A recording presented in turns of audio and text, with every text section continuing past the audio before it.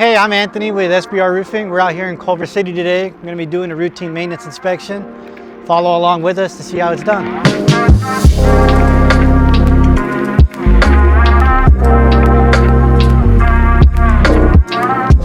A well-maintained roof will save you money in the future, along with extending the lifespan of the roof. Today we're going to focus on 4 key steps. We're going to clean the roof off of any debris, inspect the gutters, make sure they're clean and clear.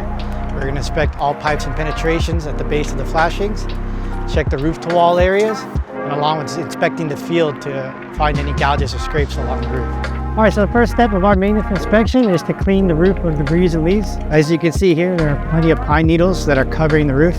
This inhibits our inspection to find any scrapes and gouges. A lot of this, there are key details to keep it clean and to keep water from building on the roof as well.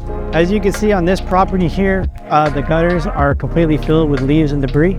These areas are key maintenance items to keep clean and to keep water from overflowing over the edge and causing leaks inside units. The next step in our maintenance inspection is to check all pipes and penetrations, especially around the base of the flashing and along the welding as well.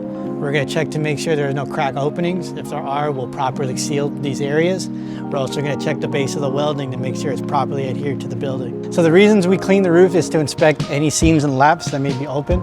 As you can see here, we clean this area and we found an open seam right here, just like that. I'm going to mark the area so that way when our crews come back to complete the job, they'll know to repair this one spot. As you can see here on the surface mounted roof to wall flashing, it is held in place and sealed properly with caulking at the top. There are areas where it's cracked and open. These small areas are about the size of a key. I can take my key and slip it in there. And a lot of the times water will run through these areas and cause major leaks and damages throughout the unit. Some key features to help maintain the roof and maintain its lifespan a lot longer is to ensure any tree or foliage is trimmed and neatly cut back. This will help prevent any falling branches from causing damage to the roof, along with keeping rodents off of the roof as well to cause damage to get inside. Hey, thanks for following along with us today. If you liked our content and you found it was helpful, don't forget to smash that like and subscribe button, and please feel free to share this with any property managers.